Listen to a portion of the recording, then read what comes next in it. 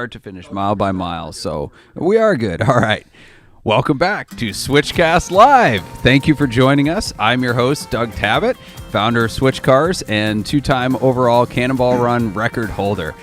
Each week we'll have a new guest co-host and we'll be answering your questions. And if you want to call in live or post your questions in the comment flow, we'll be happy to answer them as we go on the show. Tonight, my guests are all the way from Boston. That's right. Land of Tom Brady and baked beans. They are known as the Boston Brawlers. They are the second fastest cannonball team of all time. Although I guess they're the fastest by average speed, but they do not have the fastest overall time. I said on my Instagram post they are the most formidable yet unluckiest cannonball team probably in history. They ran 3 times in 2020. 3 sub 26 hour times, 1 sub 25 hour time. 3 sub 27. I'm sorry, 1 sub 26. Thank you. 2 sub 27 hour times, 1 sub 26 hour time, yet never managed to hold an overall record. Really? They were 5 minutes short. Yeah, this is going to be a fun discussion. So with me tonight is Chris Benvey and Chris Durden. That'll be real exciting and confusing for people listening to the audio version later. Do you guys have like pet nicknames or something, or are you just Chris and Chris? My last name. Yeah. We've been doing that since we were in second grade. Yeah. All right. Benvey and Durden. We'll try to do that. So anyway, all you guys need to know is they're Chris and Chris, and they are 2 of the fastest cannonballers in history. So, Chris, thank you guys for coming out. Thanks for having us. They came out from Boston this morning. And why don't we just start? Tell us a little bit about each of yourselves and your cannonball team for the 3 different attempts. Sure. I'm Chris Dearden, and with me we have Chris Benvey, and we did 3 attempts in 2020. We started planning our first attempt long before COVID in 2019. We kind of always... I think since Alex Roy's book came out, always thought about doing a cannonball run, and we started planning it in earnest in 2019, not knowing COVID was going to happen, obviously. Not knowing Doug and Arnie was going to happen. Not knowing Doug and Arnie was going to happen. When we started planning, It was Ed Bullienstein, 2850. We made all the plans for it, and the weekend we bought an Audi S8 Plus to do it. You broke the record and totally ruined our plan. So thank you for that. You're welcome. So our initial plan was to do it in October of 2020, not knowing COVID was going to happen. We're going to do a dry run in April of 2020, and then COVID shut the world down. And we had our first run. We had Matt Freed was our co-driver, and then second run we tried it again with Sam Lurie as a co-driver, and then we tried it again. And our original time we wanted for in Columbus Day weekend of 2020 with Safi, and Man, hearing that just kind of... I know, it's really depressing. It's really depressing. Every time we talk about it, it just gets a little... it hurts a little more. But I'm Chris Benvey. Chris and I have been friends since we were little kids, and we've done all kinds of stupid car stuff together for a very long time. These things are probably the stupidest, least fun, but sort of most fulfilling, I think, when you're trying to check the car guy boxes to do stuff. It's definitely a bucket list. It's really changed my perspective on the automotive community and the different factions of it. Yeah. I'm in the car business. I work for a large dealer group in the Boston area. And, for me, I'm a car guy, and I feel like it's the ultimate car guy thing, ultimate car guy road trip to do, and to do it with your best friend and to do it with your other best friends as well. I mean, we're all very close. We're all very good friends. We've all have something going in the automotive world, and it's a hell of an accomplishment. It still sucks to be the first loser, second loser, third loser, whatever it is each time. All of the above. All of the above, right? I think we're second, third, and fifth loser. Yeah. Is that officially what it is? Official times. Yeah. Something like that. So it's just, it's extremely frustrating. But I guess we've become very friendly since all of this, and it's kind of nice to have a camaraderie and being able to banter back and forth with you and Arnie, knowing that we're really fighting with you guys, for a year to break a record that you guys had multiple times. But it's really great to be welcome into this fraternity of lunatics, as everyone calls it, and become friendly with you and Arnie. It's been great. Yeah. Well, you guys have certainly earned your place, both in driving and in attitude. We're all a little bit crazy, and to expect people within the fraternity of lunatics to be selfless and men of good character is asking a lot for people who deliberately set out to, I guess as Richard Rawlings boils it down to, sticking a finger to the man. But it's a lot to ask for people of good character in a community of people who are notorious scofflaws. What is Brock Yates called a clandestine sporting event of dubious legality. I like that. Right? I like how they word that. So, but you guys have shown yourselves to be good characters, and you obviously know how to drive and know how to plan a run, and you're not afraid to throw a lot of money at a run either. Oh my gosh! My wife's watching, so Alex let's Roy. not. Ben V, can you move the mic like this side a little bit, because you're looking at Then they me, can't so see we my want to. face. Okay, That's fine. That's Well, his good Is this side. good? Yeah, something like better? that. Just get it Okay. close. All So right. my producer was annoying. Oh, he said, "Never mind, you're on mic now." Is Anyway, this better? yeah. So if you, the viewers, would like to join us, you can do so in two ways. You can call in live, 216-294-4124, and you can be on air with some of the fastest cannonballers ever. Or you can comment in the flow of wherever you're watching live, YouTube or Facebook, and we'll be happy to answer your questions on air here. And we have a lot lined up to go. We have a lot of fun discussion here tonight. So what do you guys, Cannonball aside, you mentioned you're in the car business. Sure. What do you guys do when you're not cannonballing? What do you do to pay for cannonballing? You want me to go first on that one? You can go first. Okay. So I work for McGovern Automotive Group. We're a 20 dealership group in the Northeast. We've got a couple dealerships on Long Island and a lot of dealerships in the Boston area. Some of them are exotic car dealerships. Some of them are domestic, import, foreign. I'm the director of marketing for that group. All of the digital marketing goes through me and our partner Octane Marketing. And then I handle a good amount of some of our exotic car and sports car purchasing for some of some of our stores in the group there too, amongst a long list of other things that the owner and I tend to work on for projects. And before that, I was with Autotrader.com and Kelley Blue Book for 12 years. Okay. So yeah. All right. People always, the saying goes that if you love your job, you never work in it a day in your life. And you're in, quote unquote, the dream industry, right? All car guys want to work in the exotic car business. Can you speak to the truth or falsity of that statement? Honestly, it really desensitizes you. I know that sounds like almost like pompous to say, and I'm not trying to be. It's just when you're dealing with these things all the time and you watch what they trade for, what they sell for, what you lose on, what you make on, and some of the people that purchase them, and you become friends with them or you're not friends with them. I'm perpetual through cars. I'm like a car every 6 to 8 months for a fun car. And, I just get bored very easily because I always kind of know what the next thing is and what I want to get next and what I want to do next. So yeah, it's a dream job in the sense that you get to play with toys, right? You get to purchase them, sell them. But I don't know. I don't want to say it's ruined it for me. But I see the world differently. Like I much prefer getting in a 2012 Volkswagen Jetta wagon and, driving it across the country with a bunch of you crazy lunatics.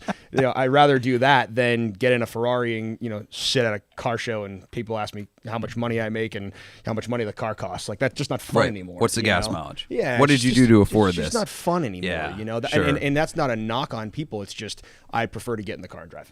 Right. Yeah. Right. Okay. Durden? My life story is a lot less jaded and a lot more boring, I guess.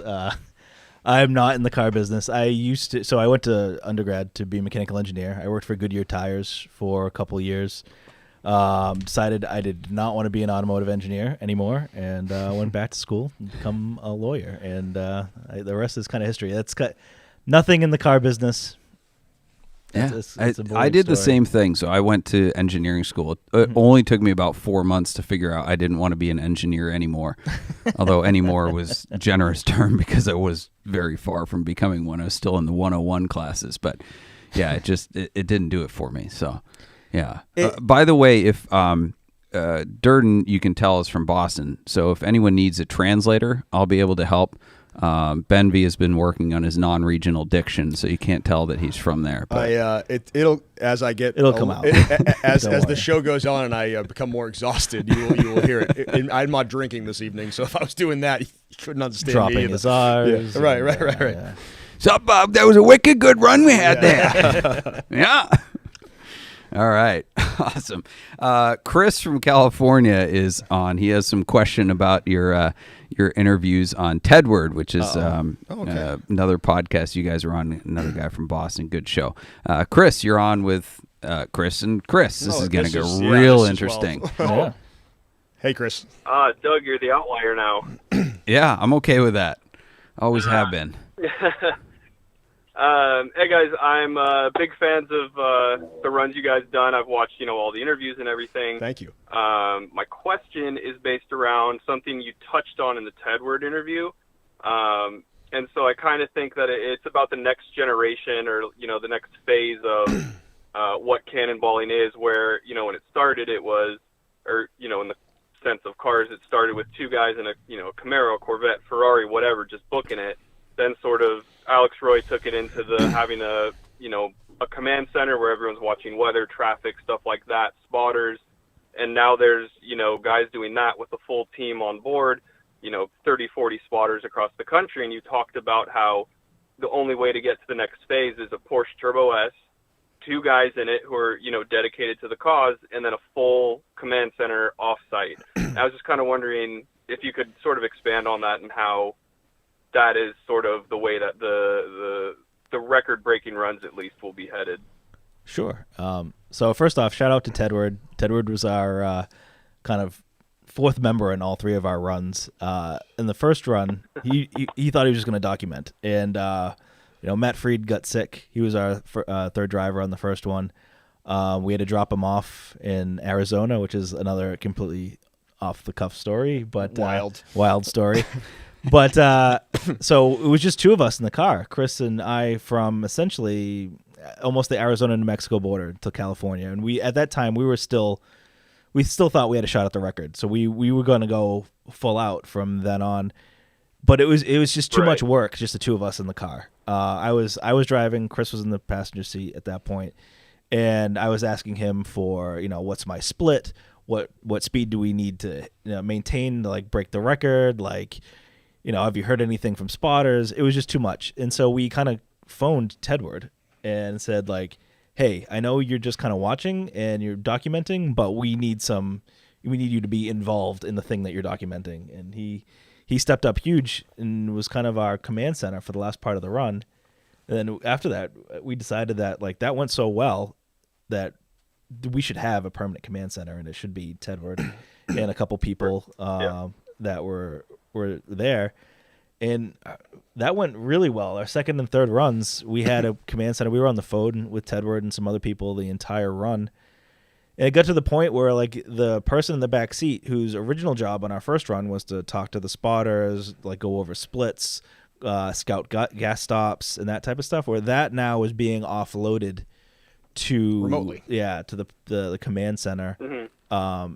And so the person in the back, not that they didn't have much to do, but it was a much lower workload than we originally thought going into it. And, once you don't need a third person, that opens up a whole new category of cars. You can have a two-seater car. Do you think the two-seaters are actually better, though? Well, to that point, I think the two-seat cars, throw it out the window. Everyone's like, oh, well, it's not as incognito as a sedan. It's like, well, at those speeds and at the things you need to do to break what is the current record, you're going to get noticed anyway. Right now, you're not gonna do it in a bright red Ferrari. Like, come on, like that's just silly, right? You want a dark colored car or just like some that blends in as much as you possibly can, and without like giving away the blueprint. At this point, Doug and Arnie have figured out a big German sedan is the fastest way to go. So have we. But what can you do to go faster? You need to go faster in the turns, right? You need to have a car that can go and still maintain those fast high speeds. So, we sit in this awesome, beautiful showroom of Doug's with all of these Porsche 911s all around. So I think that's why Chris and I have always been like, that's probably the ultimate car. But there's all kinds of fuel issues, and there's lots of issues that you may lose some stuff with. So again, we don't have any plan to do this again. But like when we've talked about it, debriefing it, we're like, that kind of looks like the only way to move forward. In our opinion. Sure. There's go ahead. Yeah.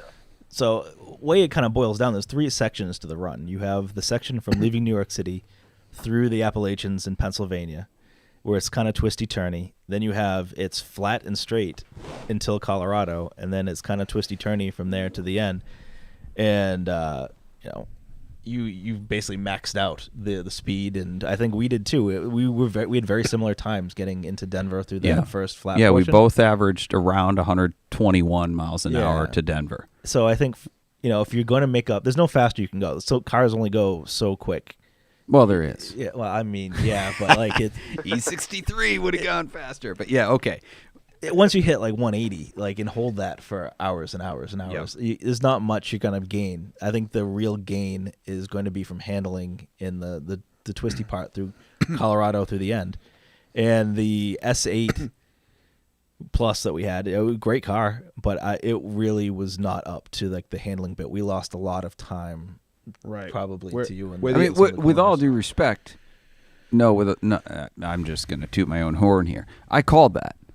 I was Matt Freed, who you mentioned. You told me that. You said that car's too fat. Yeah, the car's too heavy, and you guys had like 300 gallons of fuel in the trunk in a 6,000-pound, sedan that would have qualified for accelerated depreciation under IRS rules, right?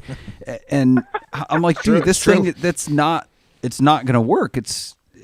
And you guys went for the M5 later, but I think that's where Arnie and I had the edge, is we had the lighter, more nimble. Sedans and less fuel. But remember, when we first set out to do this, when we bought the car, the record was 2850. And we did it in 2629 in that car. It made sense until you came along. Yeah, until you showed up. You completely ruined that plan. Thank you. Appreciate that. You and Arnie. Arnie, I presume Arnie's watching, so thanks, Arnie. Yeah. But yeah, I mean, without giving away people's plans. What's that? I said I've ruined a lot of people's plans. You don't say. I mean, Chris, that's a great question. You're not the first person that's asked it. And again, without giving away the blueprint, that's kind of our reasoning behind it. Yeah. Okay. And Doug, do you mind if I ask a follow-up based on sure. response? Yep. Okay. So you talk about handling and how the future of it is going to be sort of car that handles better than a land yacht. Did you find yourself, when you're in the first and third sections where it was twisty, do you find yourself decelerating, braking, or just coasting through some of these turns, or did you just feel like you couldn't push the acceleration or maintain that speed because of the turns on the highways? No, not because of the turns. The S6 definitely showed its limitations compared to the E63. The brakes weren't as good. We couldn't maintain as high cruising speeds. And the car just overall wasn't as confident. I think part of that was that we didn't have our first choice in tires. We were using Continentals instead of the Michelin Pilot 4Ss. But the E63 was a far superior car, and I don't think at any point we were backing off because we thought it wasn't up to the task. I mean, when we went through Colorado, that all but dashed our record hopes. We were down to like 101 average in Colorado, and we knew that we would lose time going west. And we didn't think we were going to be able to pull it off. And Arnie he got something in his eyes that was scary. And he was going through Utah like a madman. And Utah is not flat and straight. There's a lot of undulations that you don't really see. And major cliffs. And they will like we got air once, and we had slowed down to 120, and we got air. So We know that spot. yeah, it was kind of sketchy, and I was a little bit nervous, but the car handled it. The car proved that it was made to handle, even with the extra fuel, all the passengers, all the weight. That's the beauty of those quote-unquote heavy German sedans. They're made for the Autobahn. They're made for the handling, and I think Arnie picked the perfect mix of a car that was agile with one that was built to handle a certain amount of weight. So I don't think at any point we found ourselves backing down because the car had run out of capability. I think we feel the same way about the M5 was that, it was so much more agile. It was also a lot thirstier. But it was 6.5 miles a gallon. But with ceramic brakes and the tune that the car had and everything that Safi did to make that, Safi and Bren tuning as well, like these guys built that car like perfectly until, it wasn't perfect, but perfectly like for what we were doing. So similar to the E63, it was a better tool of a sedan than the S6 or the S8. Right. And no knock to Audi. I mean, they built an awesome car. They've got two of the three fastest times in the country, right? So, 4 of the 6, I think. yeah, I think you're right. Yeah. Yeah. So, right. Yeah. I don't think that's because Audi No. makes a better car. It just happened to happen that Yeah, way. right. And when you're looking at numbers, you're saying, okay, this pencils, and that's why. I think that's why we all chose them. Sure. And, and they were available. Right. Yeah, availability is a big one. They were not wrecked. Yeah, these cars, like, we didn't own these cars. These weren't cars that we just had, and we're just like, oh, we're just going to soup up. We our went out cars. and bought we them. We went out and bought these cars. Yeah. So it was finding the right car, the availability, in the right time that checked all the boxes, or at least as many of them as we could. Yeah. All right, Chris, thank you for the call. Thank you for being on and for your questions. The other Chris's, you're still here, so please don't leave. From our producer's dad, Doug. All right, we got namesakes here. Have either of you ever had any racing training before your Cannonball attempts? Yes, limited, but multiple track days, multiple autocrosses, nothing competitive. But there's a group, Apex Driving Events. Guy's name's Dan Bloom. I think I introduced you to him on a GT3 deal. Or Yes. something. Yeah. Yep. I've been to multiple of his days. And then when we were younger, we did out in Fort Devens, Mass, in Ayer. They would do multiple autocross days out there too. And when I was with Dan at Apex, it was always in one of my R8s. So again, a different type of car to do this in, but from a, knowing how to weight transfer a car, knowing, what you need to do from a braking perspective to avoid things, so on and so forth, not to upset the car in the wrong place. Those are all things that I learned working with Dan and his instructors at Apex, or from when I was younger doing some of the autocross stuff in Taurus SHOs. The principles are all the same. Yeah, right. So The only thing that changes is throttle on oversteer. yeah, Other than that, it's pretty much all the same. Side note, I used to get annoyed when people would talk about like the front wheel drive line versus the all wheel drive line through a corner on a track, and I'm like, bro, it's grip and it's weight transfer. that's all it is. How do you throw it into a? And my wife asked me, she's like, "Why did you take that on ramp or off ramp like that?" And I'm like, well, if I didn't, the car would have been upset, and you would have been wondering why I did what I did then, So, right. Yeah. Durden? Same. Like when I was young, went to a couple track days, autocrosses. I raced go-karts for a couple of years, somewhat like semi-competitively, when I lived in Buffalo during my tire days. Yeah, so that and just driving high-performance cars my whole life. We had a SHO. I had a BMW E30 when I was young, and did an engine swap on that. So that's What gen SHO? I had 4 second gens. Okay. In high school and college. So like 93, 94? Yeah, I had a 92 and 94 they're awful. and 95. They're Shut it. They're awful Shut cars. it. Nope. And then Nope. and then I moved into SN95 Cobras, and then just kind of Also continued. awful cars. Yeah. You gotta mute your microphone. But to Chris's point, Chris's E30s, he's got a few of them. They're all pretty awesome, and the SHO did not hold a candle to that, but they were fast. Particularly, the particularly the one understeer that you is didn't terrible run. on them. The one that you had that didn't run, that was not fast. That was not great. No. That was bad. They were cool cars. They were. That engine For what they were. That engine is amazing in any other should be in a car. better Yeah, car. the, It was supposed engine, to be. the engine deserved better. Yeah, It was supposed I've to seen some guys put the Yamaha motor in Cobra kit cars. I Yes. think that would be a Yes. absolute hoot. Yeah, that would be. And then a couple guys put them in they did what, 3 of the Festiva, the Shoguns, Yeah, rear wheel Jay drive. Leno had one. Yep. Yeah. I think it was his. I saw a trucker was delivering a car to me one time, and there was a Festiva Shogun on the top rack, and I lost my crap, and the trucker was probably really confused because he's unloading a Ferrari for me. I'm like, look at that Festiva, oh my gosh. That's awesome. Oh my goodness. I think it's a really important question, right? So it's Brock Yates, who is, I guess, the father of Cannonball as we know it. I don't want to say modern Cannonball, but if you look at the early era of Erwin Cannonball Baker, and then the races that started with Brock Yates, I think that's kind of the first part of modern Cannonball. He was very strict about who he would allow to run with him, and Smart. you either had to have an SCCA or a NASA license or have proven credentialed racing experience. Right. You couldn't just come out and say, "Yeah, I know how to drive." Yeah, I can afford a car. I'm going to drive it. I mean, look. Yeah. How that doesn't always end well. Right, because he first and foremost was not about a race. It was about proving a point that fast drivers in capable drivers in capable cars could drive fast safely across the country, because the highway system was built for higher speeds, but we were enforcing speed limits on a lowest common denominator type of mentality.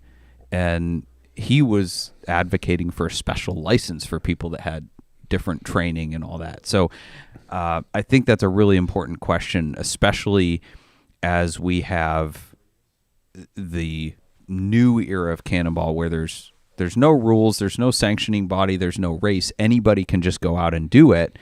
Which is kind of scary. Yeah, exactly. Yeah, it is. Exactly. Because anybody can go out and kill themselves or kill somebody else and not do it in the original spirit in which it was intended, and besmirch the name and the legacy for everybody. Right. And, they asked the question about did we have? I mean, Safi probably has the hundreds of track days. Tom, probably hundreds of track days. Yep. Sam, tons of autocross. Matt, tons of autocross. And unfortunately, Matt never got a chance to drive. Right. I think he might actually call in, which would be great. He's actually on hold right now. That's perfect. Oh, no. That's perfect. Matt Freed, the guy who initially was my contact to your team. Yeah. Matt, you are on with your team. Well, hey fellas. Hey, buddy. Hey, how's it going? Bars doing bar things, and I figured I'd say hello. Well, welcome. What's the name of your bar, Matt? It's called Idle Hour. Idle Hour. Awesome. Yeah. It's in Quincy, Massachusetts. Quincy, Massachusetts. Anybody up in that hood, stop by for a free come drink. Say hello. Join us for a Chardonnay sometime. Who was going to say that? Chardonnay. Jesus.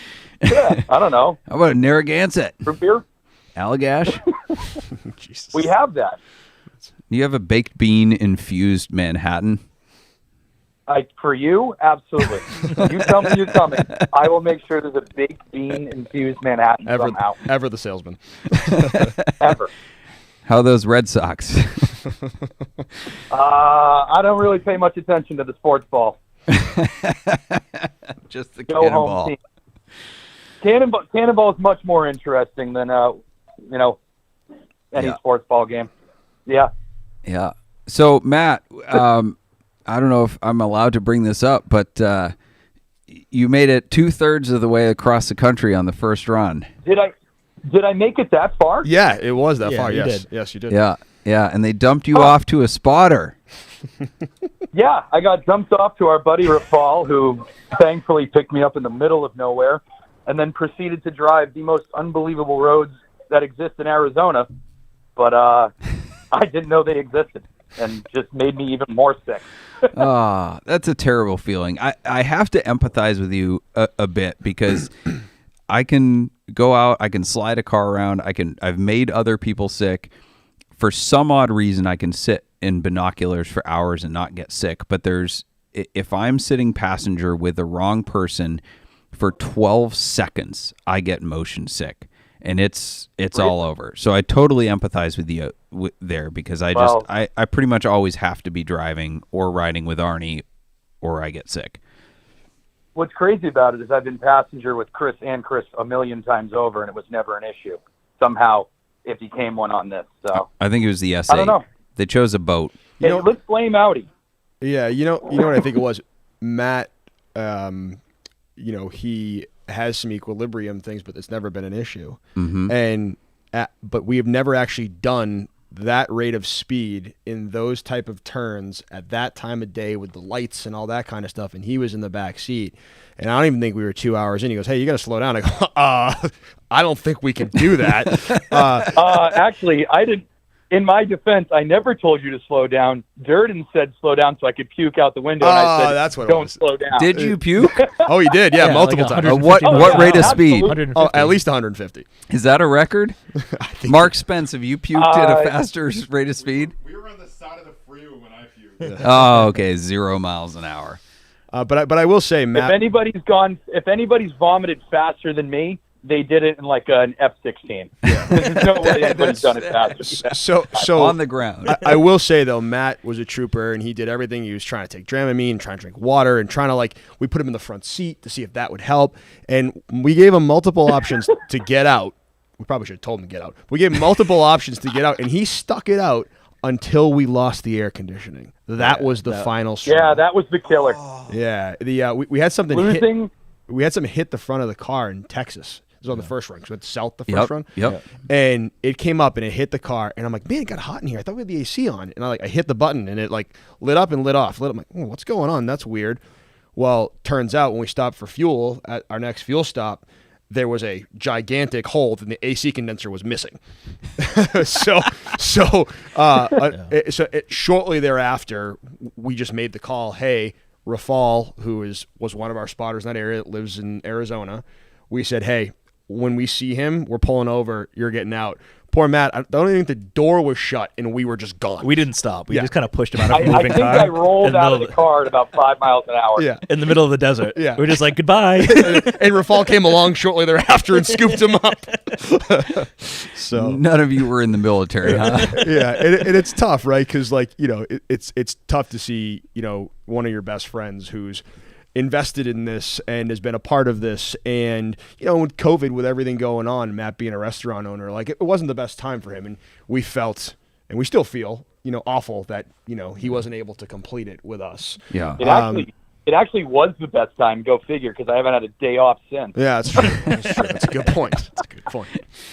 I was a spotter on the second run. Yep. And I think I was away from the restaurant for 18 hours. Yeah, he flew to Denver, spotted for us, flew back home, and went back to work. Oh my goodness. Yeah. Oh my goodness. So no idle hours for you. None whatsoever. Well played. Well played. Yes. Bringing this out. Is that in front of your face? Maybe Probably put it not. over here. Anyway, I did have a question. Oh, okay. So you guys on that run, you had to ditch a spotter because of equilibrium issues. Yes. You had on that run, you had 2 tickets in the same state, right? In Missouri, Two pullovers in the same Two state. pullovers. One ticket. 1 ticket. You lost your air conditioner. Yes. And we were And you lucky. were 5 minutes short of a team that jumped in their daddy's car, strapped marine fuel tanks, and just decided to go for it. He's really I'm bad not. tonight. No, I'm just saying. All that to preface. How does that make you feel? I feel Bad. that for Bad. you. Absolutely. I'm trying to give everybody else an idea of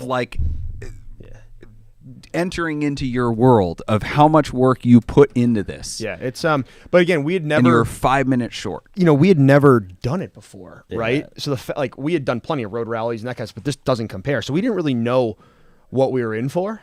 We just were going to go out and see what happened.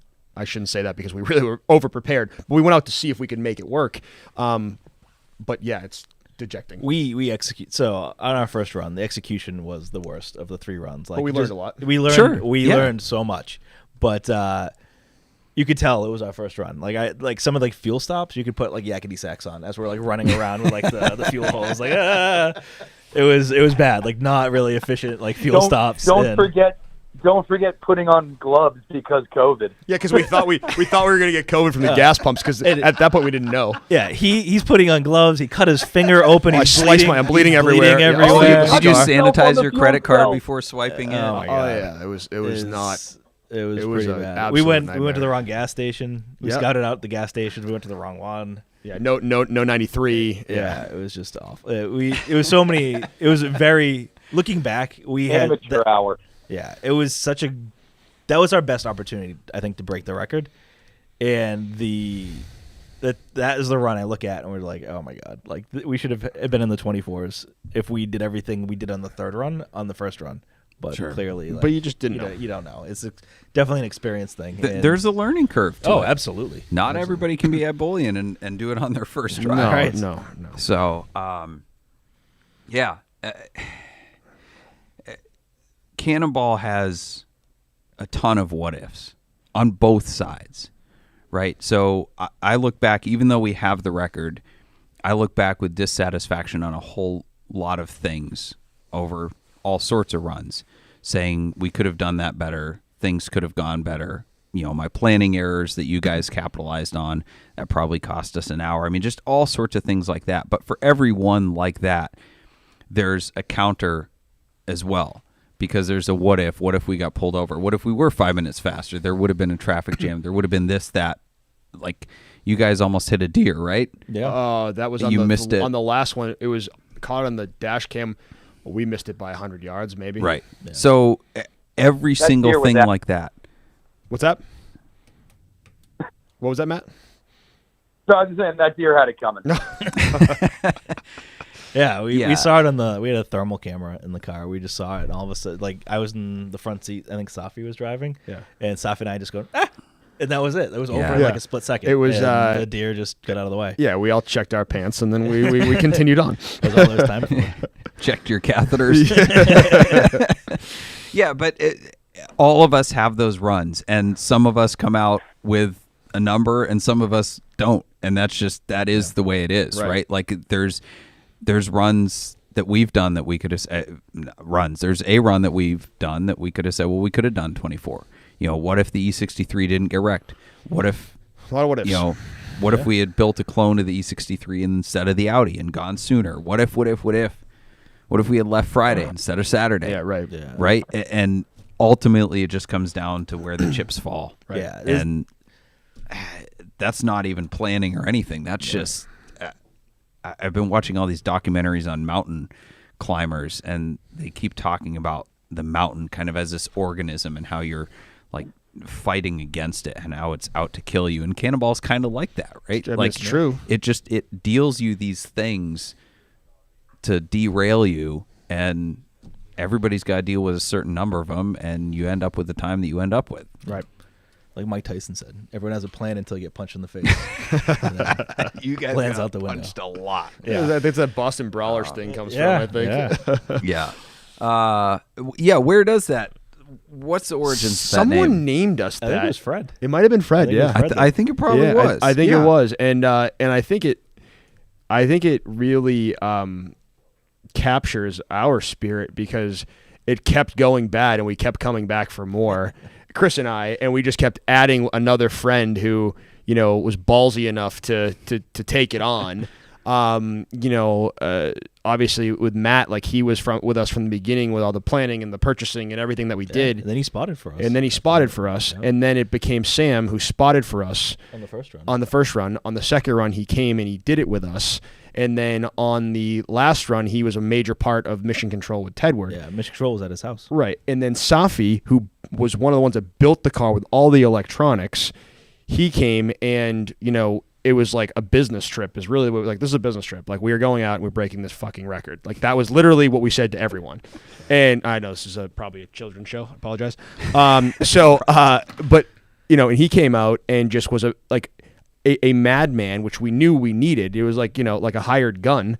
And so each person had multiple pieces in what we were doing. And so they all kind of understood the gravity of it. And then we had this group of spotters that ended up being like 32 or 33 that we probably spent $12,000 to $15,000 just.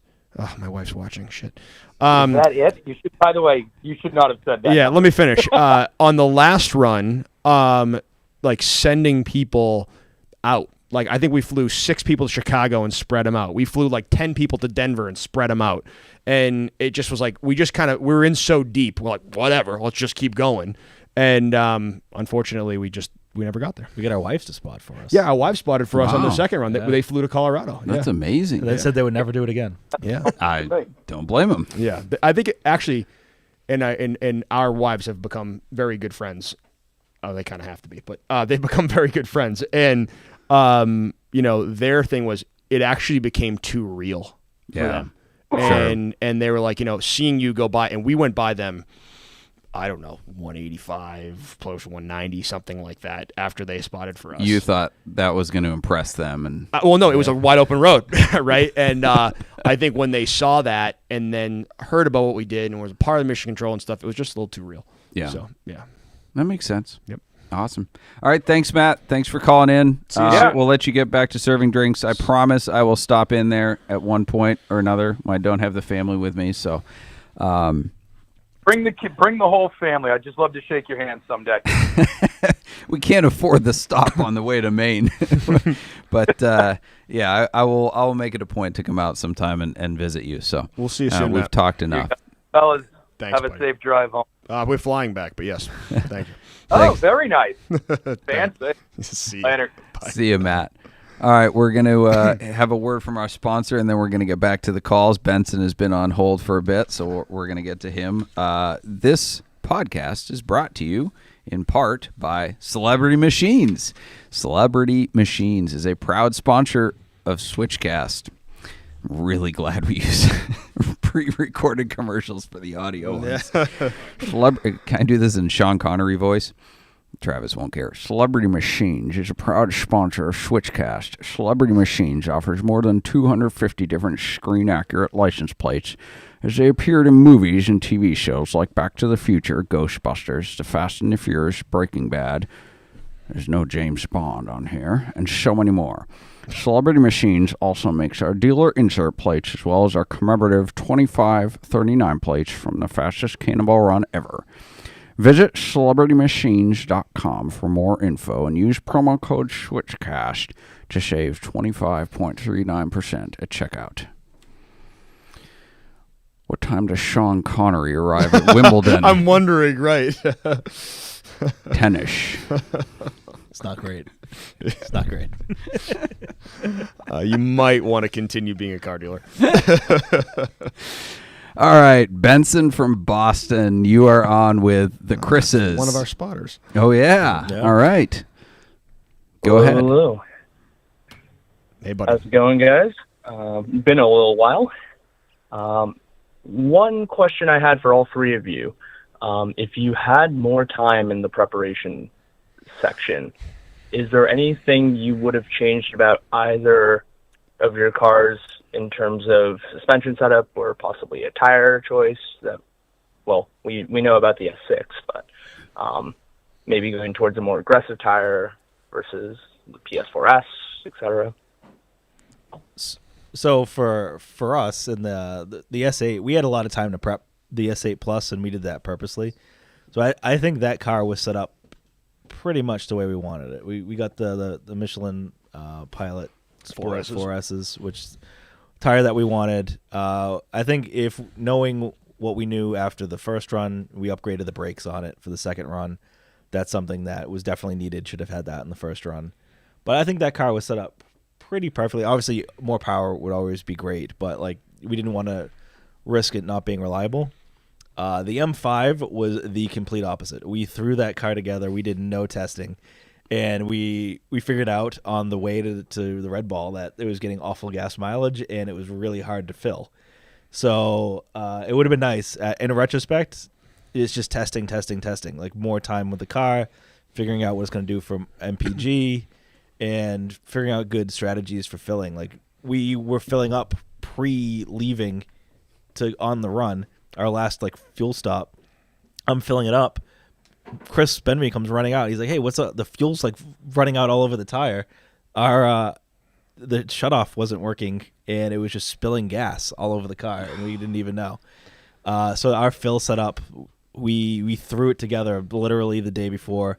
We were still working on the car at 1 a.m. 1 a.m. the night before the run. Yep. Like that, less than ideal. We didn't get enough sleep. Was the problem was that we kept having issues with the M5, and it turns out that the check engine light that we were having was actually a recall for like a fuel vapor sensor, but it was like making the car kind of run like shit, right? So I kept taking it back to BMW and being like, fix it, and it was taking like weeks at a time because they couldn't figure it out. Well, after the run, we figured out what the issue was. Should have picked a Mercedes. So,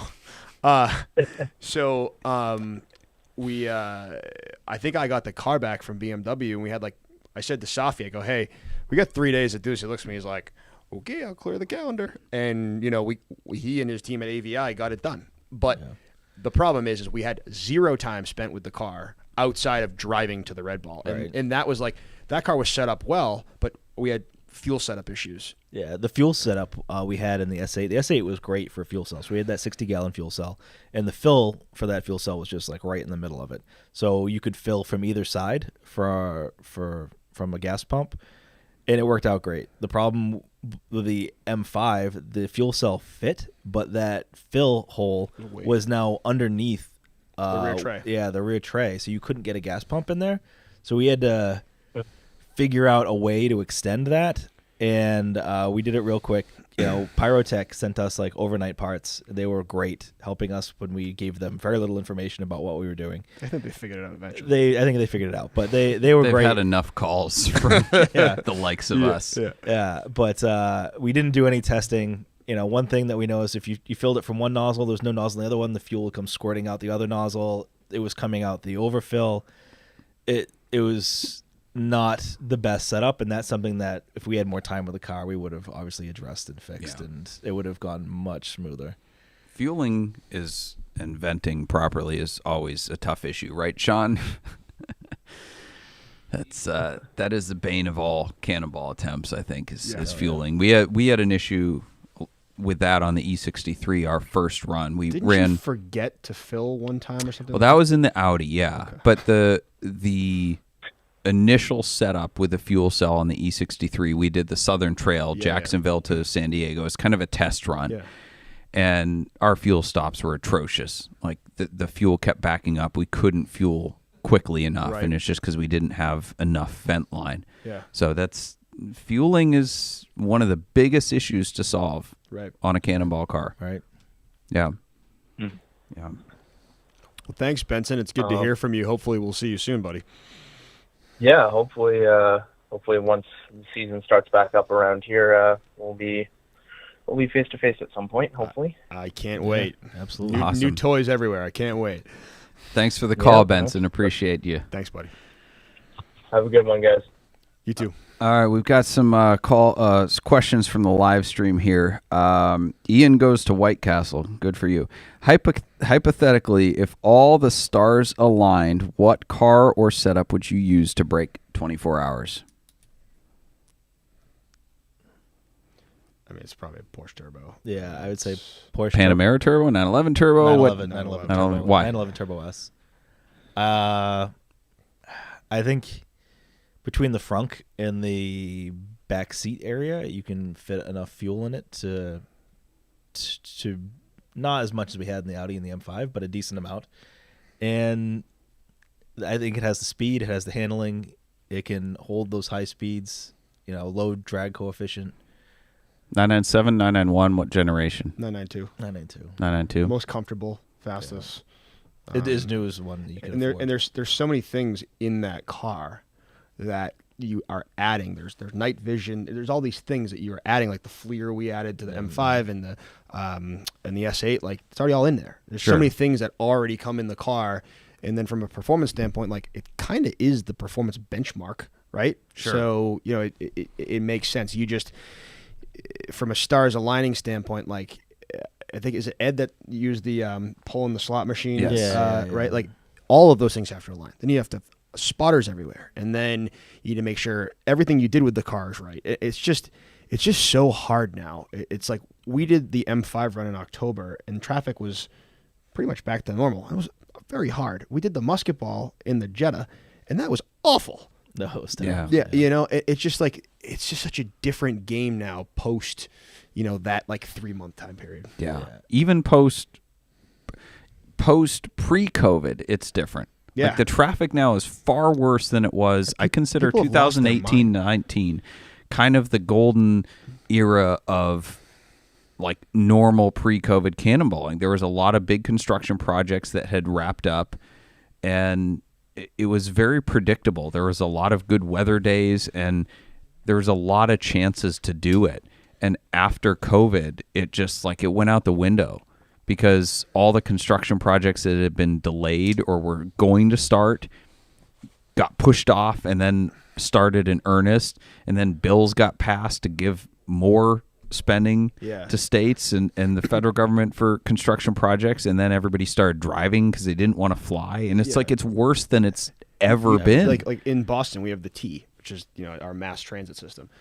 I'll be sitting in traffic going into Boston in the morning, and I look, and the train goes by completely empty because no one wants to get on a train with a bunch of other people. So everyone that moved out of the city because they fled the city and bought a house or bought a condo or whatever else, they're all driving in. They all bought cars. That's why we ran out. One of the reasons we ran out of cars on top of the chip shortage, everything else. So like, it's worse than ever. Anyway, I'm sure you have more to that too. No, I agree. I think the traffic now is worse than it was pre-COVID, so that makes it that much harder. But going back to your point about like the ideal car and the stars aligning, like I think you can have the best plan ever, and if luck's not on your side, I would rather have a suboptimal car and much more luck. I think luck will have a greater impact on your time than the difference between an M5 and the Turbo S. I just think having obviously the best you can make your plan and the fastest car you can have and all that other things, like the more that could go wrong and you could still do it. It increases buffer that you have of what can possibly go wrong and still break the record. Yeah. I would much rather have better weather, less cops, less traffic, people not trying to hold their families hostage on the side of the highway. I'd much rather have that. I'd much rather not have rock slides in the middle of the Rocky Mountains that shuts down traffic. I'd much rather not have a milk truck, like 5 cars in front of us, like flip over on its side and close It's just I-70. every single time we've done this, there's been something like a major, like from a like the car gods are like, nope, sorry, not this time. Sorry And about that. I think that's part of the reason why we kept trying. We're like, we're gonna get lucky sometime. It Like, couldn't possibly happen again. Yeah, and there it goes. Yeah.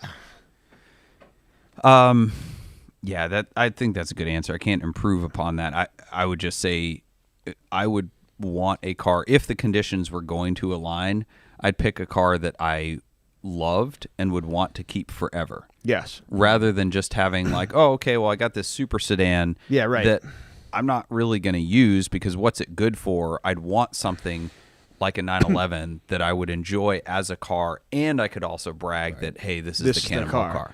Yeah. I mean, both of our cars got stripped and sent to auction.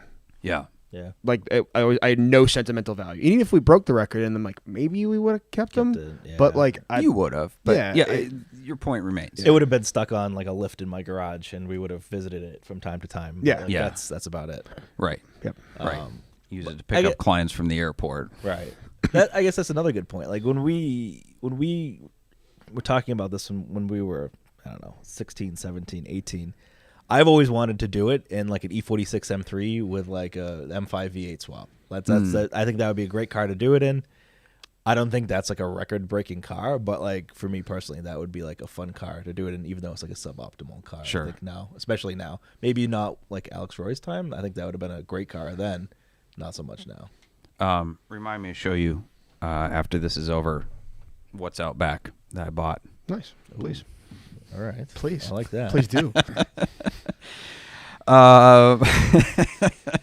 Okay, so this gets into some good stuff, right? So you guys touched on kind of over time. You've touched on you got 2 tickets in Missouri on one run and had the air conditioner fail. You had on the Musket Ball, which is a 100 horsepower race. You guys put a crap ton of fuel in a Volkswagen Jetta wagon, which was awesome. You got stuck behind a milk truck that had wrecked. So 2 hours, 3 hours? 2 hours and 30 minutes completely stopped. Completely stopped in Taking a Denver. nap. And you guys were in the lead. In the Rockies. Yeah, Yeah. in the Rockies. In Vail Pass. Yep. So you're in the lead for 2/3 of the race, and you got stuck there. Your second cannonball attempt went pretty okay. Well, right? then we had a rock slide in the Rockies. Okay, you had a rock slide in the Rockies. Yeah, that one. That was frustrating. That was like shut off the car and wait for the traffic to move. For Okay, like 15 I had minutes. forgotten about that. I didn't realize. It So was down, 15 the highway was minutes, down yeah. to only one lane that was alternating. Yep. Yeah. And your final attempt, you got a 45-minute delay at the ag stop, essentially not because of the ag stop, but because of an Before accident. An accident in Prim right before the right. ag stop. And then you also had to get rerouted off the highway. So 50 every miles. friggin' run, you've had something derail you. Yeah. Right. That just sucks. Yeah. It does. Yeah. It does. It sucks. Yeah. I have a question for you guys. I know this is all theoretical, but a lot of this is theoretical. Right. If you guys had your car done before the COVID lockdown, so like let's say fall of 2019, if you had the S8 ready to go, do you think you would have beaten 27:25 in the S8? So I preface this and I say, like, I'm kind of answering your own question. So your first attempt, you did 26:43, and that was kind of after COVID, so you had an advantage. But things also went wrong. But do you think you would have been able to beat it?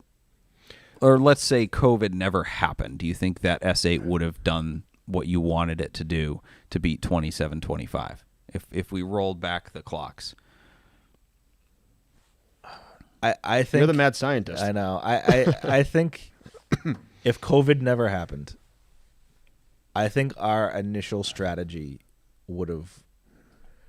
I don't want to guarantee and say it would have worked, but I think we would have made a definite run at your 27:25. Sure. I think our first run, which we were planning the same day that we did our first run with COVID in April, I think we probably would have put down a decent time, but like. It was a practice run. Yeah, we would have screwed up. Sure. All the stuff that we screwed up on the actual run, and the reason we didn't get the record the first time with COVID. I think that going back and analyzing it like we did and fixing those things and implementing the Tedward being mission control and everything, I think our second run, we would have been able to make at least a valiant effort at 27:25. Yep. I don't know if we would have broken it, but I think... Probably would have missed it by 5 minutes. Yeah. I think for all the crap I talk, I think if anyone was going to, it would have been you guys. Thank you. You guys made us really nervous.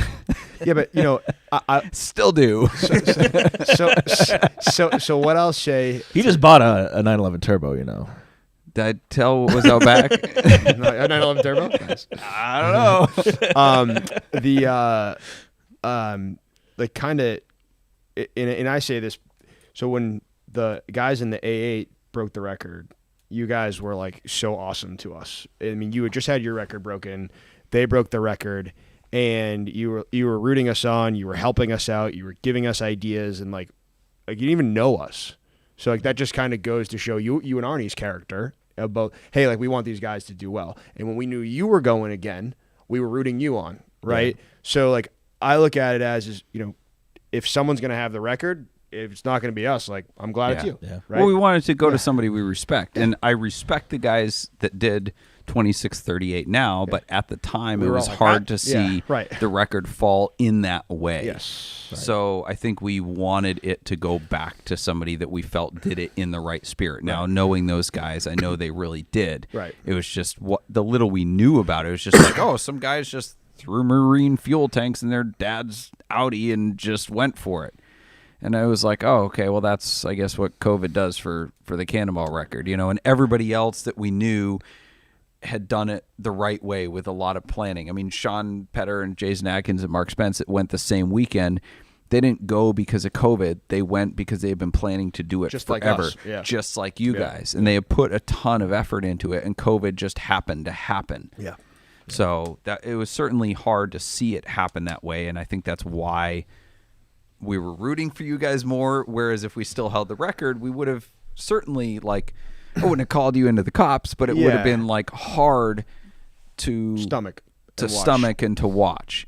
And along those lines, so so you guys, I think, had us witness 2 of your runs, your first 2 runs. I think. The first 2, yes. Yeah, and in the Audi. And then the third one, we were not sure what we were going to do. And to be honest, we weren't sure how to, because we had met you and Arnie at that point, and we really liked you guys. But before we had met you guys here, we had already bought the car. The car was already being built. And like, we just tried, we're like, you know what, we're not going to talk about it because we don't know what we want to do. And we don't want to rub them the wrong way. And I think once we did it and we didn't do it, I think I called you and Arnie, and I'm like, hey guys, just want you to know what we did. We didn't do it, but hey, like, the record's still yours. But I think at that point we all knew each other, and like, if again, I have no plans to do this again, but if I was to ever do it again, I would tell you. Yeah. And I have no concern that you'd be like, oh, I'm calling in the cops. Like, I have no concern with that, because at this point you're like, you know what, if they can break that record, good luck, and that's the way I see it. And again, I keep prefacing, like, I don't have a plan to do this again. I truly don't. Yes, I did order a new 911, but that was simply because I have a new daughter at home and I want her to be able to come to car stuff with me, and you can't do that in Audi R8. So this was not the reason. So yeah. Awesome. All right. We have a lot of questions from Instagram and all that, but we are a live show, and our goal is to interact with the people who are here with us live. So those take a backseat to the calls and the questions on the live stream. We've got some of those we want to get to now. So Brandon from Nevada is on the line with us. Brandon, go ahead. Hey there. Hey, Brandon. Hey, just want to start out first by saying thanks, Doug, for the help. I was on the team with the Crown Vic we broke down in Chicago. Oh yeah. You were going for the coast to coast to coast, right? Right. Yep. Okay. Yep. So thanks for the help. Got us out of there, and then for the Bostonians, whatever you want to call it. Mass holes. I So knew cool. that was coming. That's probably most fitting.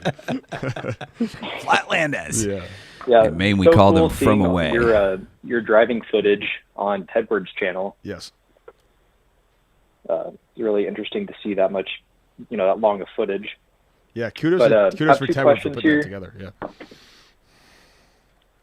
So I got 2 questions. So first off, what kind of driving events did you guys do before your cannonball attempts? Had you done other cannonballs or practices in the past, or rallies or anything? I mean, multiple rallies. Yeah, we've done a lot of like rallies, not for time or anything like that, but How much practice did you have running from the cops?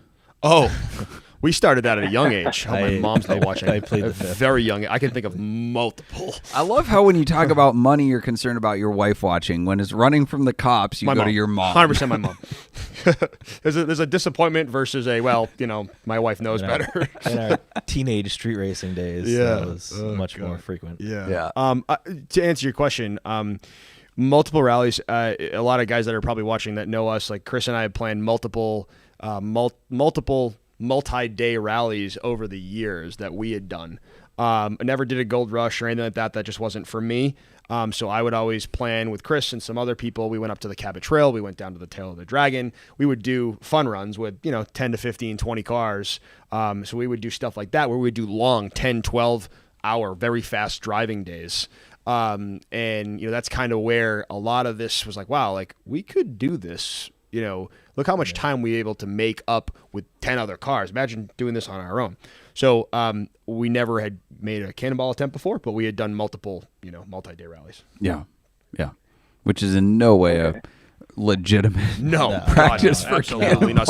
And I don't want to say that. No, absolutely not. No, but I get where you're going.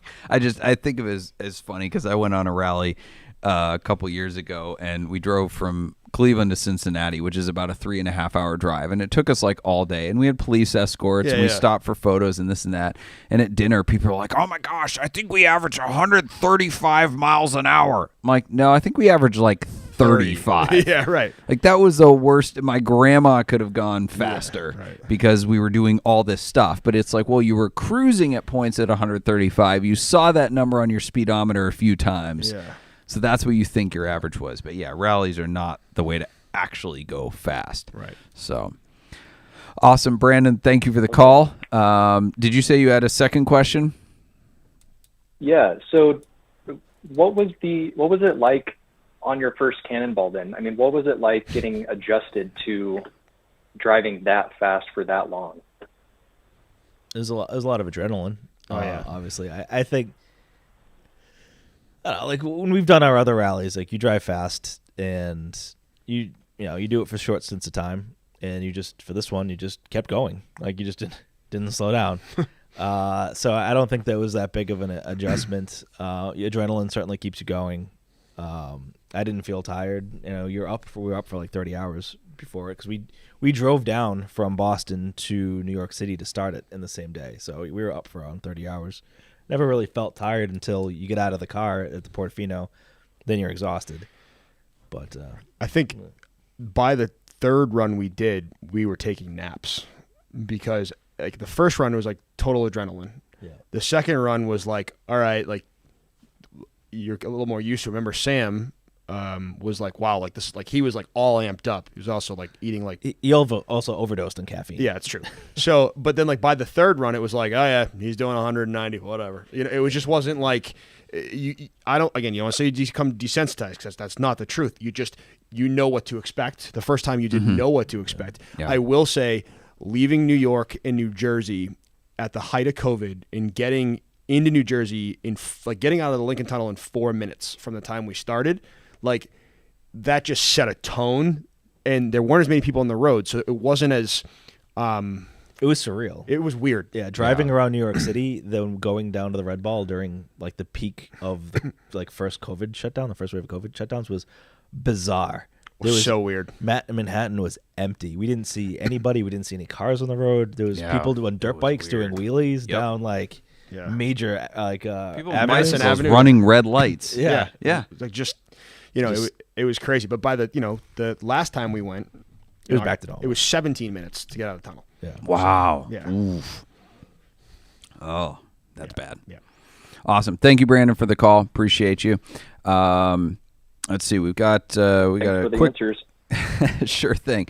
We got a quick word from one of our sponsors, and we'll get back to the questions and the calls. We got a couple people on hold here. We will get to you. We promise. Let's see. Boxcast is a live streaming company based in Cleveland, Ohio. And Boxcast serves broadcasters and viewers around the world. Their founders launched Boxcast back in 2013 with one purpose, and that's to make people part of the experience. If you're looking to live stream your podcast, church service, car show, sporting event, wedding, or even your Cannonball attempt, Boxcast is an easy, flexible live streaming platform for organizations. It's so easy, we're doing this show from an iPhone. Head over to switchcars.com/Boxcast for your free trial. All right, a couple questions from people online here. Elon Musk is suspicious, 43.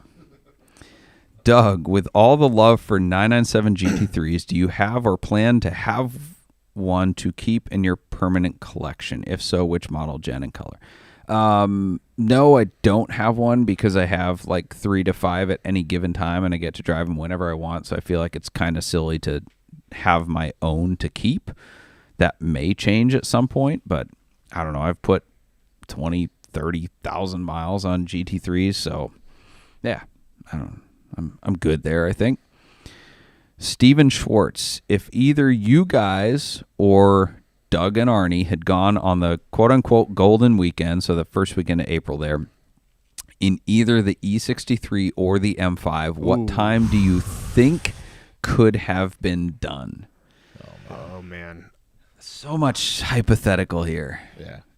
Honestly, that is the toughest question for me, because having the E63 wrecked, knowing that if we went out 3 days later, because Arnie and I could have just picked up and gone, hey, Berkeley, let's go, head to New York. It wouldn't have mattered what time we left. You would have just done it. We had the perfect team. We were synced. We had, in my opinion, the best car made for Cannonball ever. It was all set up. Like, what could we have done? Yeah. It's a really hard question for me. It's a tough question. I think either you guys or us could have been the headline would have read, and I think Tedward said this in something, was the first ever Cannonball, the first ever group of whoever to get from New York to LA in one day. Yep. And yes. I think either of our teams in the E63 or the M5, with the setups that we had, with the spotter networks that we had, even with some of the luck that we had, I think would have been sub 25. I think we would have been sub 24 really? In the E63. Yeah. So? Yes. Wow. Yep. I think that was the time to do it. I think this is not trying to be arrogant or anything. Right. Our team was in sync. I think that was the right team, the right car, that it could have happened. Yeah. It's hard to think about because I mean, we know for a fact we lost 45 minutes in Prem, and we lost probably another hour going around. So yeah, doing the math, that puts it sub 24. Yeah, just under 24. I can see that.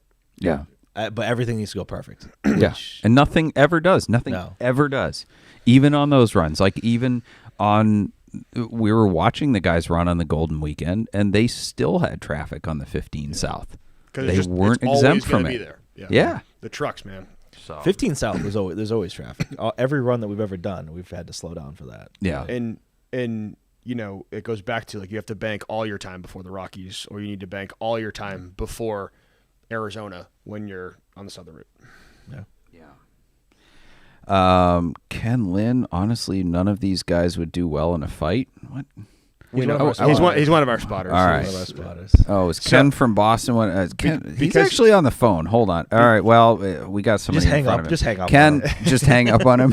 Because the Boston Brawlers, he's probably like, oh, they can't fight. All right. Justin from Kentucky is on. Long-time listener, but not a first-time caller. Justin, welcome back. Hey guys, thanks for taking the call. Sure. So the last time I called in was when Travis was on, and I kind of asked a Cannonball question, and you guys mentioned how stressful it is, and I can't imagine driving that fast for that long, how stressful that can be. So my question, if you just wanted to go have fun, what's a good, realistic, fun time to shoot for? I mean, if it's 50, 60 hours. 35. 50, because you got to stay at a hotel to have fun. That's a good point. A good time to go out and, like, you know, try and, you know, maybe not have a ton of fuel on board, maybe not do the ludicrous speeds. Again, like the Jetta that we did, what do we average, a 90? Right? Yeah. Yeah, 89 miles an hour. In a car that wouldn't go over 125. Yeah. In a 111 wheel horsepower car. So if you think about that, like, and we did it in 34 hours and 30 minutes. So, and that was with a 2.5 hour stop. I think there's two types of runs. There's a run like you're going to make a record attempt, which is a whole another level of planning, or just you're going to see what you can do. So 50 hours to sleep. I think, you know, if you want to complete a Cannonball, I think 35 hours, 34 hours is a good time to, like, have in the back of your mind. But I think you just do the best you can, you know, and, you know, you come up with a plan, you execute the plan, and what you get is what you get. And, you know, It's one of those things that you check off that bucket list item, and It's such an accomplishment. yeah, it's at any time. It really just to make is. it to the finish Right. line is enough of an accomplishment that the time is kind of at that point an afterthought. I think. Yeah. I mean, you look- don't have to have a good time to have a great time. Yeah. True. So I think the answer is more not what the time is, but kind of what your personality is. For Arnie and myself, the longer it takes, the less fun it is. Yeah. And the spotting, the cat and mouse game, the essentially solving the set of challenges is fun in and of itself. Driving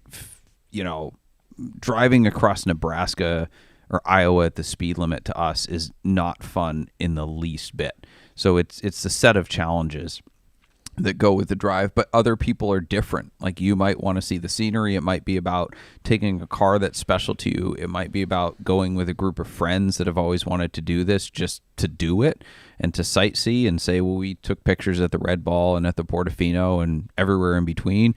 So I don't think it's necessarily about the time. It's about your particular personality and what you're setting out to accomplish. Mm-hmm.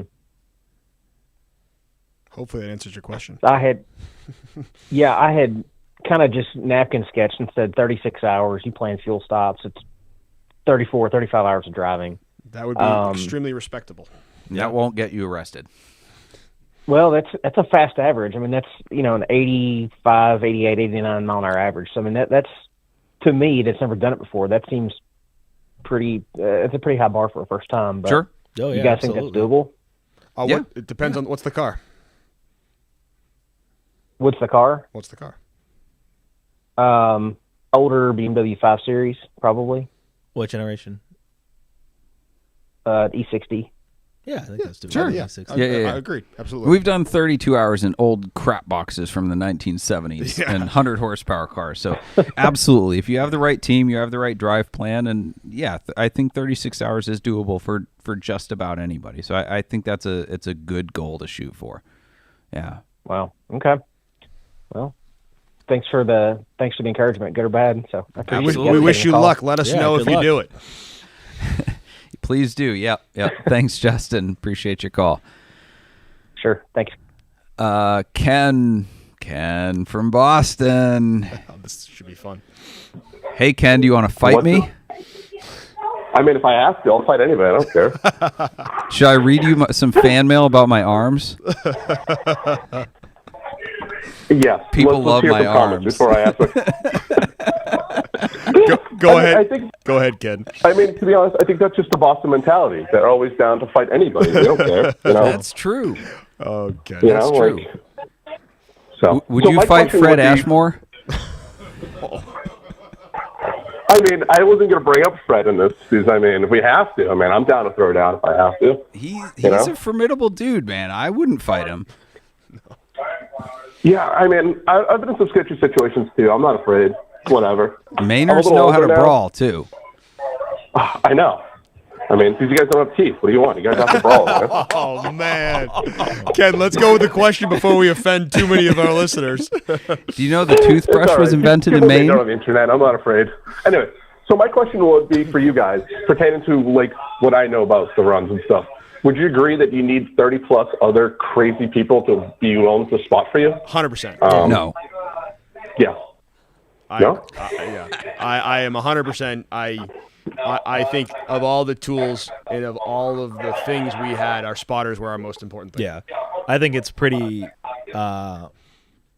showing that the only 2 times we got pulled over and the 3 runs were times we did not have a spotter. I think that says a lot. Once we had spotters, we never saw a cop that we weren't expecting. Now, to do under 30 hours, could you do it without spotters? Yeah, just know you're leaving yourself open. I mean, Chris and I drove here today, and I must have passed 20 cops. Yeah, it's that luck factor again. You're putting it more toward luck. Like you want to account for as many things as you can. There's things you can account for, but if you can account for that by having spotters, I think that opens that buffer up more. Or you can just leave it to fate, and if the cop sees you, it sees you. Awesome. I think spotters are an invaluable tool, but I think you can do it without it. But it's just like anything else. You're opening yourself up to more luck. So awesome. Thank you, Ken, for the call. We got a couple more, and Looks like we're running out of battery on our live stream phone, so we gotta keep moving. I thought we had this thing plugged in. Are we not getting power? Have a good one, guys. What?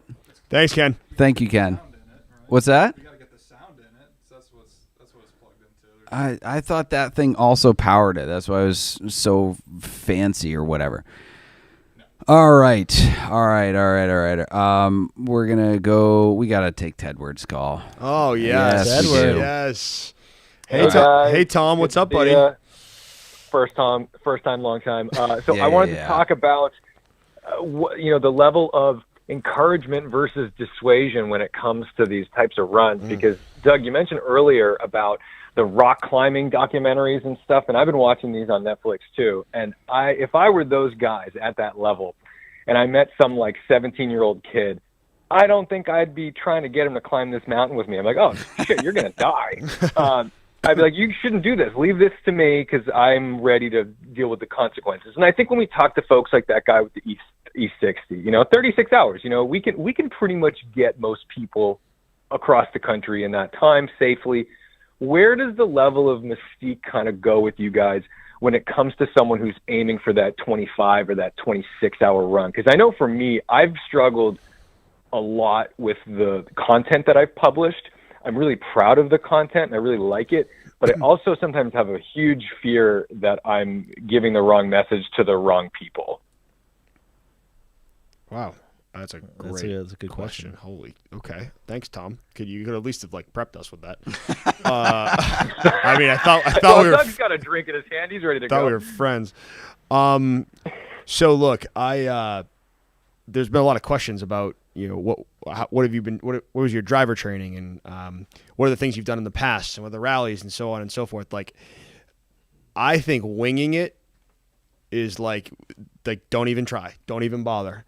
I think if you don't have any type of driver training, don't even try. If your vehicle is not 100% ready to go, don't even try. And what I mean by that is, tires, brakes, up to maintenance, so on and so forth. I think there's so much dissuasion. When people call me and ask me, my first question is always, well, what's your plan? So people will call and ask my advice. And if they don't have much of a plan, the conversation's over. Right. And if they go on for 30 minutes about their plan, then I'll have the conversation.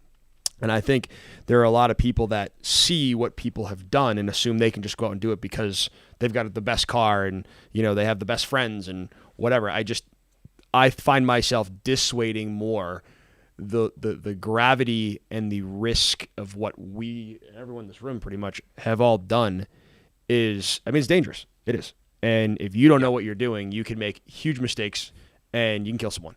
So Yeah. I think it's kind of like when people ask about getting into the car business. I tell everybody not to. Me too. And if anyone makes it through all the reasons why I tell them not to do it and still wants to do it, then they're quote unquote worthy, or they're just crazy enough to do it. So same thing with Cannonball is I'll start out with don't do it, don't do it, don't do it. You might die, you might get arrested. Here's why it's stupid. And if they've already thought those things through and have a good plan, then it's like, all right, great, do it. I kind of want to hear Do it well. For a number of reasons, your thoughts on that. I think a lot of it self weeds out because I think a lot of the people who are like, I'm just gonna go out in a car and I'm gonna do it, and I think the R8 guy. Yeah, I think they weeds themselves. They won't get out of New York, or they'll never get to New York. The level of planning that you need to do. I think a lot of those people who would just be crazy and jump in a car don't have the stamina to even get close to that level of planning to even make a decent attempt at it. So I think a lot of it is like the great filter. You never get to that point. The amount of planning you need to do before you even get to the red ball weeds out a lot of the people that would have been reckless or whatever. So I think that's a good thing. And people who do put in the work planning, I think, learn, if they don't respect it initially when they start, learn through the planning that we really need to take this seriously. This is a commitment, and we need to do this the right way. Yep. Yeah. Yeah, I always hope that anything I'm showing is giving a little more context to the situation, not just in the hero complex way, but in the sense that holy shit, that was 190 and it just sat there. You know, I really, and you talked about average speeds earlier, and I think people get a very mixed message about what the speeds really look like. Because if you told someone you drove across the country with an average speed of 111 miles an hour, they're like, I've done 111 miles an hour. Yeah, once. I did that once. And you're like, you have no idea what you're talking about. Like, remember, you have to come to a complete stop sometimes. But so, to get to 111, like, what is the difference what's the difference on the other end? It's 190. Yeah. But people don't even comprehend that. They say, well, I average 100 on this drive because I was cruising at 100. But that's not average. People don't understand how averages crazy. work. Yeah. A lot of people you talk to initially don't understand math and like basic averages that like driving at like 2 seconds at 150 doesn't make up for the fact that you drove the next 10 minutes at like 60 miles an hour. Like you need to consistently be above the average that you need to be at. Yeah. It's as if they've never seen speed. Then I'm going to ask one last question, and then I'll drop off so you guys can conserve the phone. When it comes to fuel strategies, do you think that we're beyond the level of fast cars that it doesn't matter anymore? I mean, do we need to go faster than 180, 190, or are we looking at a situation where we really need to be able to achieve 10 or 12 miles per gallon at 180? I think miles per gallon is important at those speeds. Like fuel stops are important. They're not everything. But on the Reddit threads and all that, everybody, mobile refueling, that's the way to win the record. Good luck. It's driving fast and driving consistently fast. But fuel stops only take 3 to 5 minutes. Yeah. That's not going to make or break a run. So yes, you need good fuel economy because you don't want to be doing 7 or 8 stops, but you also just need to drive fast. Right. We learned that with the S8. We tried to.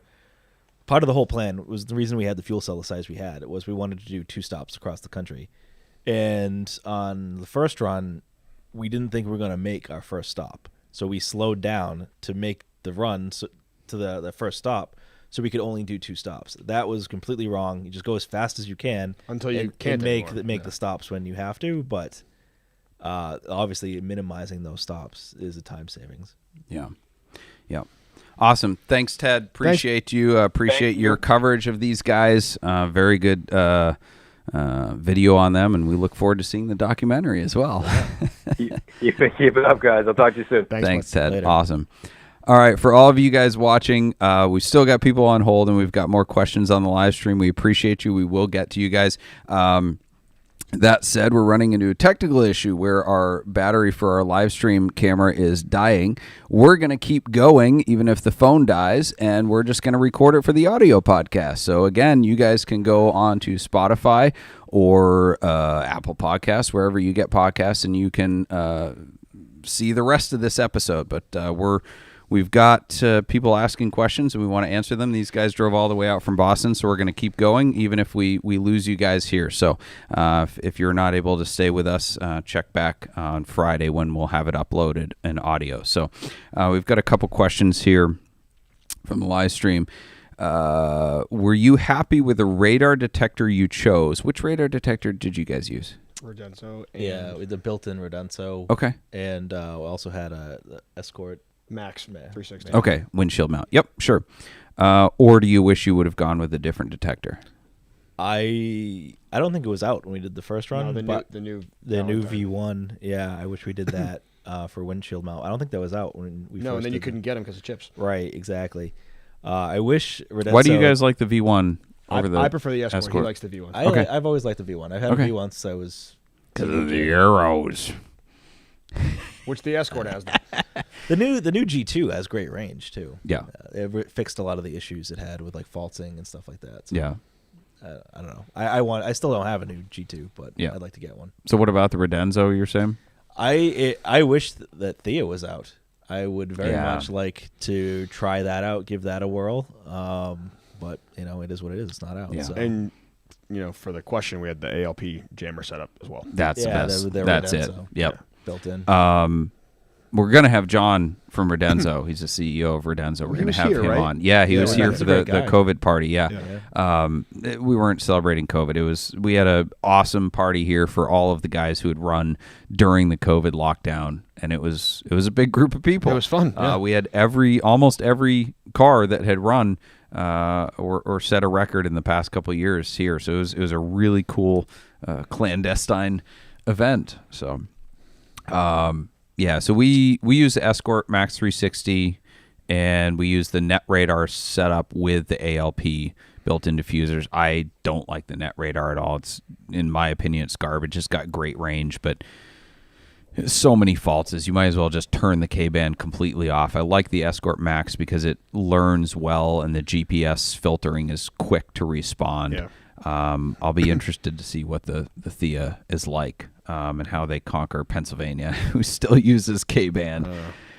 Steven Schwartz asked you guys, had you been 6 minutes faster on the first run, therefore having the record for a few weeks, but then Doug and Arnie still did 25:39 after, so getting the record back, would you still have gone again and tried to take it back? I would say probably not in the S8. Yes. We would have. But yes, in an M5. Because you didn't want to just have the record, you wanted to hold it. Yes. Right. Okay, fair enough. Not in the S8 So, M5. Question for you. If we had beat the white Audi, would you and Arnie have made your second run? We had already decided to go. My wife gave permission because she didn't like how it had happened. Right, I remember you saying that. The fact that we had conquered a 6-year standing record, that we had, in some sense, poured our lives into this, that this was a huge achievement, and it just fell because the roads were shut down. So she didn't like that, and she was obviously hurt, as we were, that the car, the E63, had gotten wrecked.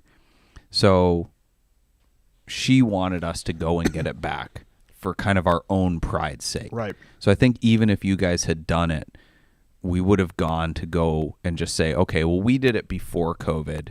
We want to do it during. We want to also do it now and prove that, in some sense, like that we're the best, right? Yeah. Like, of course.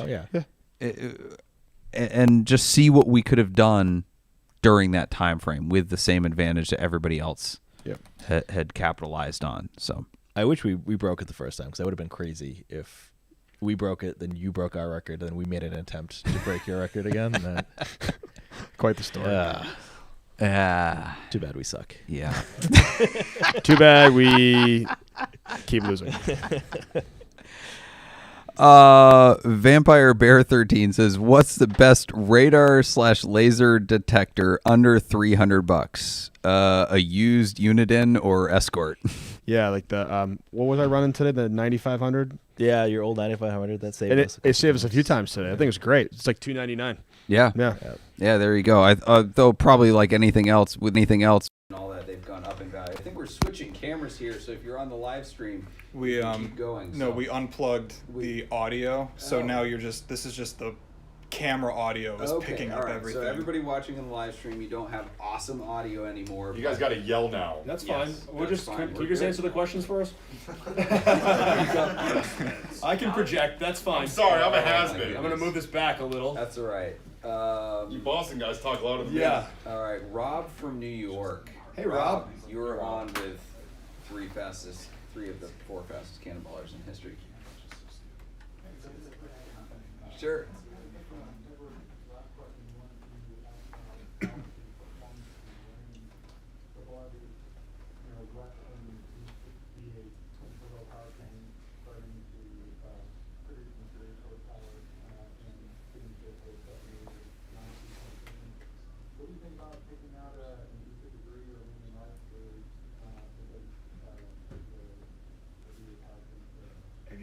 Have you guys driven those? I've spent some time in both. The new ones? No. Yeah. So, if you watch any of Tedward's videos, it's a shameless plug for Tedward. He took out one of our What's the matter? Can you repeat the question? That because the live stream people can't hear the okay. phone audio anymore. So the question was just asking about balancing performance versus range and talking about the new E53 and RS3. So I've driven both, and if again, Tedward just reviewed the GT53, which I think is actually better than the E53 from the hatchback style, so on and so forth, a little more aerodynamic. I've driven that car.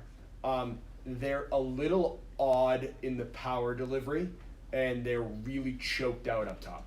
Yeah, and those are all twin turbo 6s, right? Twin turbos, like 430 horsepower or something. Everyone's going now. Yeah. The RS3 is a 6? No, the RS3 no. So that's the GT53. The RS3 is a 5-cylinder turbo. Yeah. So the RS3 is too small. Number one, it's uncomfortable. I don't think the suspension would handle fuel weight, and I do not think it is fast enough up top. I think it is really a stoplight burner of a car. So one thing is 0 to 60 does not matter. You need all top end 60 to 120 acceleration. Which is why I think the E53, GT53, any of those variants, again, they're really choked up top, and you need the top end. So the answer would be if you're looking to set some type of record run, no. If you want to set a time that is formidable, you could probably make it work. Yeah, good answer. Yeah. Thank you, Rob. Appreciate you. Thank you for calling. Okay, we're going to get to some of the questions I wanted to ask. And other people wanted to ask. Yeah, prepared questions. All right. That was some good calls there. Maybe. Oh, yeah, this is a good one. No, but you ready for this? I don't know, but it's coming anyway. I'm literally reading from my script here now. You guys spent an inordinate amount of money on your runs. Ugh. Hope your wife isn't listening anymore. She's already texted me, so she's... Flying out spotters, renting them cars, building a second car, pulling out essentially all the stops short of a plane. How did you feel when you did 25:57, so your fastest run? How did you feel about being 2 minutes short of a guy who claimed to do it solo in a rental Mustang? It's funny. We were getting close to the Portofino. I'm looking at the time, like, Chris, I'm like, we got to beat a rental Mustang, man. I'm like, keep going. He's like, yeah, but we're not gonna beat Rick. I'm like, I don't care. It's a rental Mustang. Come on. At that point, we were so slap happy, like we were kind of joking about it. Fred went at a time when things were shut down. Yeah, the beginning part of COVID. And how many times has Fred cannonballed before? Fine, but Fred went. Okay, no, you're right. Your fastest run was a few months later than his. Yeah. Yes. Okay. All right. Yep. So anyway, I mean, as far as the money is concerned, we know we were gonna do this like once in our lives. This was like I said, a bucket list type item, and I never wanted to look back and be like, oh, we came so close to the record, but we cheaped out here, or like we could have got a better radar detector, we got pulled over. Or we could have got a faster car and we were too slow. Or we could have had a bigger fuel cell and we had to do an extra fuel stop. So I didn't want any of those things lingering in my mind. I mean, things out of my control, like whatever. Like cost of situation. But things that you can control. It eats at you. But like whatever. Things that you can control. I didn't want things that were in our control to affect the run. So I figured if we're going to do this, we're going to do it properly. And we're going to do it the way that I had envisioned and Chris had envisioned in his head. And we weren't going to, we're going to have as much buffer as we could to leaving to chance. I think that's the way that I thought about it. And then also, too, we flew all those people out and we rented them cars, but we did it in the middle of COVID. Some of those plane tickets were like $65. Yeah, round trip. So, yeah. We put people up in Las Vegas, and we have pictures of some of our spotters standing in the middle of the strip with not a car or human being to be seen around them. It was very surreal. Flights were cheap, cars were cheap, so hotels were nothing. Yeah, so or we used points. It was, but yeah, he's got a ton of points. I don't go anywhere, so I don't have any points. But, it's a lot of money and a lot of logistics, certainly. But it's not like if you Google plane tickets now, that's not the price. It was during COVID. everything was much cheaper. I flew 6 people to Chicago on our second run, and I think I round trip, and I think I paid $440 round trip all of them for 6 people. Yeah, that's amazing. So, and the hotels were like $68, and I wasn't putting them up at like the Econo Lodge. Like I'm like, okay, I'm like Hampton Inn. Like I don't. These people are taking their time for us. I'm not going to bury them, right? We buy didn't them. want them getting COVID from the bed sheets. Well, yeah, of course. Yeah. And then but remember too, not only is it Chris and I, it's Matt, it's Sam, it's Safi, and the resources were pooled amongst 5 people over 3 runs. And some of it, like Brent Tuning and Safi, they did. They helped out as much as they could, certainly, in a lot of the stuff, and we're very grateful of all of the time and effort and research that they put in with us. So like it wasn't just us, it's not like we just stroked a blank check. I think a lot of people helped out, certainly. Matt McGovern, McGovern Auto Group helped us out with the cars. Yeah, I mean Matt was when we first started this, Matt was not my boss, and then I made some changes professionally when COVID happened, and now Matt is my boss. He owns the auto group, and what we paid for the cars were not what like someone normally would go out and pay for the cars. It was more just like, go do it, take care of it, and then just like we'll buy them back and we'll send them to the auction. Like, don't worry about it. But at the end of the day, like we still had to pay, but we knew like, okay, like if we don't want to keep this car, they'll take it back. Right. So you look at these things, and yes, one car was $60,000 and one car was $100,000, but like I got all that money back, right? It's everything else that was the expense. Right. So the prep. Yeah, and we we used all the stuff from the S8. We took it out of the S8. We put it in the M5. Yeah. We had the same laser detector, radar detector. Like we didn't buy any new stuff. We used the same fuel cell. You want to sell me an ALP cheaps? If you want one. It's it's in a very messy box. But like Safi being the third man in on our last run, while he hooked us up, setting up the S8 for sure, because he's our friend. Coming on the last run was, hey, I'm gonna come and I'm gonna build the car. Okay, cool. So like from a labor standpoint, we didn't have it. So yes, we spent a shit ton of money, but we had lots of people like Brent Tuning, Safi, Matt McGovern, and all of these spotters. Some of our spotters like, nope, I'll just pay for it. It's a once in a lifetime thing. I'm in. Okay, like I'll drive there, I'll fly there. We had one guy that drove from Maine to Utah. He left a week prior to see the country. So just we had like. Yeah. We're super fortunate to have great friends, great business partners as well, that wanted to see this through. Right. And that was what was invaluable to me and Arnie, is we had so that they sacrificed. They came out of their own pocket. We didn't pay any of our spotters, but we didn't have to. They just said, yeah, I'm in. Yeah. Where do you want me? Yeah. So I think our thing was, some of our spotters had been laid off during COVID and so on and so forth. So the fact that we're like, yeah, hey, we'll fly you here, we'll put you up, we'll buy you dinner, we'll rent you a car, they were like, awesome. But they probably wouldn't have been able to do that otherwise if we didn't, right? Right. So. Back to that question, right? So you were 2 minutes shy of a guy who claimed to do it solo in a rental car. Now that Fred's run has been essentially disclaimed or disproven, what's your opinion of having second place? First loser. Yeah. I mean, is it better than being? You're not first, you're last. I mean, it's say what you will about Fred being able to prove it or not being able to prove it, whether he did it or he didn't do it. You're still not first place. I mean, it's just like whether I'm second, third, fourth, fifth, or sixth, and I think we're all of those. It's I don't care. I don't have the record, so it's like I have the story. I have the experience. Yeah. I'll be able to tell this. We've been best friends forever. We'll be able to tell this for a very long time. Yeah, we'll say we finally did it. Like, we've been talking about it since we were 16, and we finally sucked it up and like put our money where our mouth is. And I mean, as far as average speeds go per run, you guys have everybody beat. Distance traveled. Yeah. We took the longest route to the Portofino and missed the record by right. You have the highest average speed.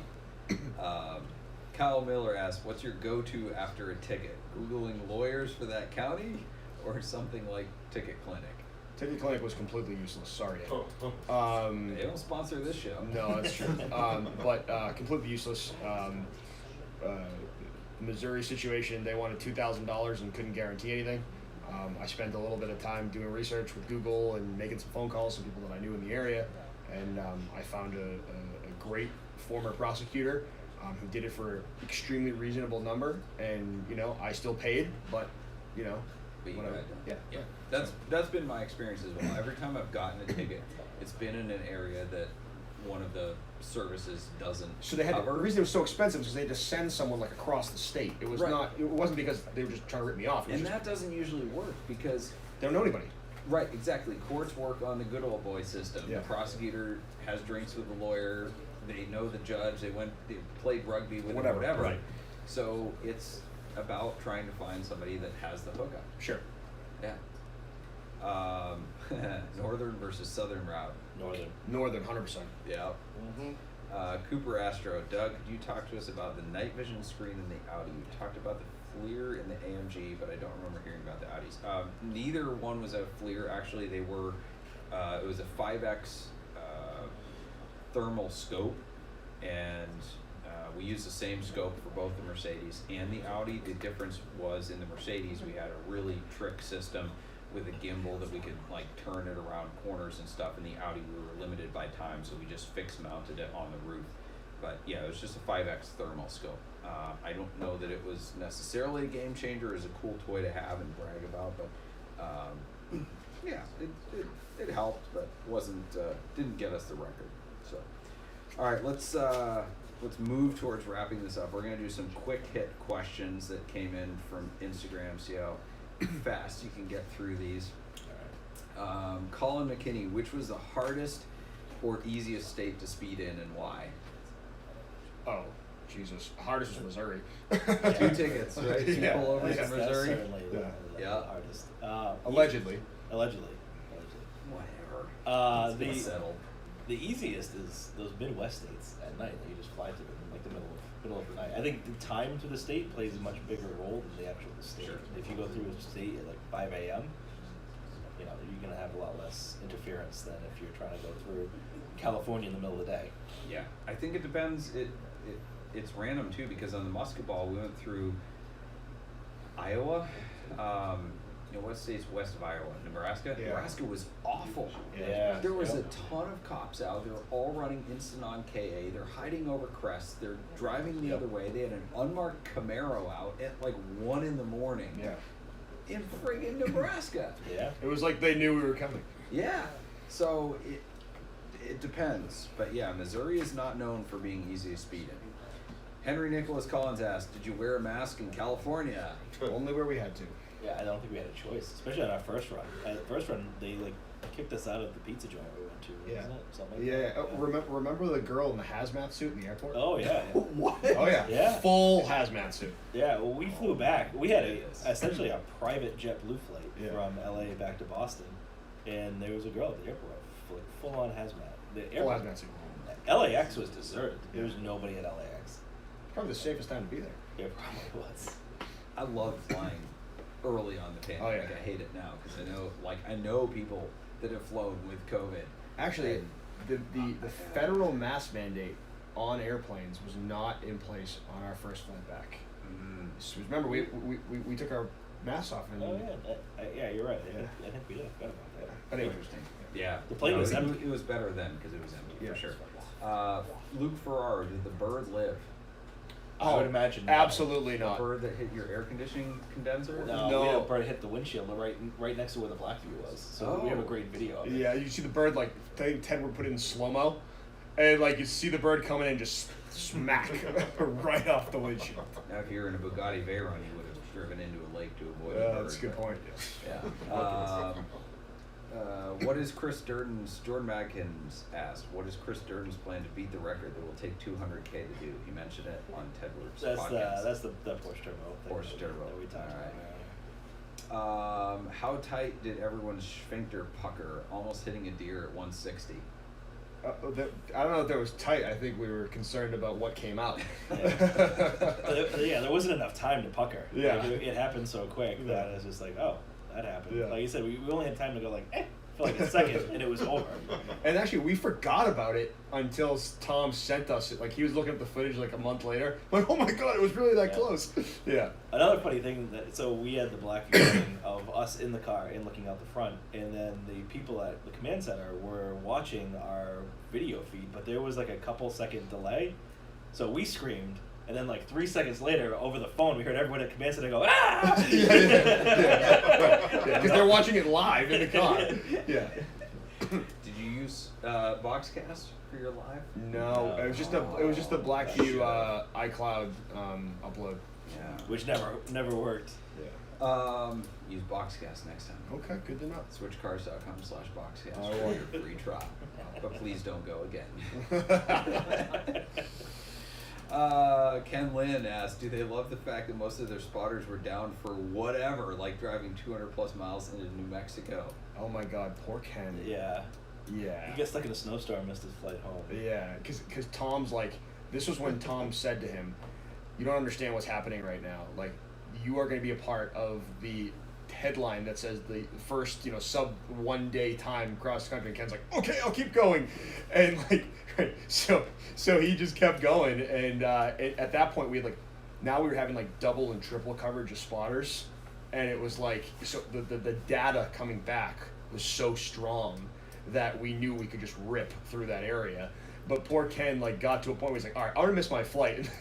It snowed in the Rockies on the way back. Yeah, we missed that snowstorm by 20 minutes. Yeah, That's we another one just of missed those luck things that if we were 20 minutes later, we would have got stuck in in October a snowstorm. whiteout snowstorm. Jeez.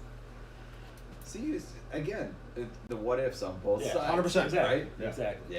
Yeah. Chris Allen asked, why didn't you use red boat gas tanks? Couldn't find it. You used them all. Yeah. You guys had them all. Downhill A4 just said, respect the multiple attempts. Thank you. Thanks. So do I, guys. So do I. William Duncan, what is the one thing that affects a run the most? Luck. Just luck. Yeah. We need to have better luck than we had. Yeah. Just traffic, weather, and police interference. Those are the things that are going to impact you the most. The slot machine. Yeah, basically. And you can't do anything about traffic. Nope. Police have become a variable that you can almost control. Weather is a variable you can almost control. Traffic, You just don't know. Yeah. You can't. You don't know until you're there. Yep. Luke Ferraro, what are your recommendations for police countermeasures for someone who lives in Virginia? Move. Yes. Get out of Virginia. Waze. Yeah, it's pretty much it. Waze, highway radar, something like that. My trick for a state where radar detectors are illegal is to have a cheapy radar detector on the windshield and a good one in the glove box. So if you do get pulled over and they want to confiscate it, you just happily hand over the garbage yard sale one. The Cobra one. Right, and you have your escort unit and whatever in the glove box. So I think the new I've never put that to the test, but the new V1 G2 is supposed to be like Spectre 3 and can't detect it. So you can try that. Try it, I guess, but you're better hope. Yeah, you're risking. It's like an $800 gamble. Yeah, it is. Yeah. I actually went against a cop was coming the other way in Virginia on a back road, and I had a built-in an Escort 9500 CI in the car I was driving, and so I got hit with K-band, and the cop was coming downhill, and I was just like, oh crap, because I had forgotten to turn it off or whatever. I didn't have the windshield mount up, but we were on back roads. I'm not gonna say I ran from the cops, but I saw his brake lights. I never saw blue lights. I just saw brake lights for a long time, and I got over the crest, and we got into the back roads. I'm like, this Porsche can do way better than his Caprice or Whatever it was, Whatever it was. I'm out of here. Yeah. My wife was really confused as to what was going on. Just hold on. Documentary. What's the status on that? Do you guys have a documentary coming out? Tom did it.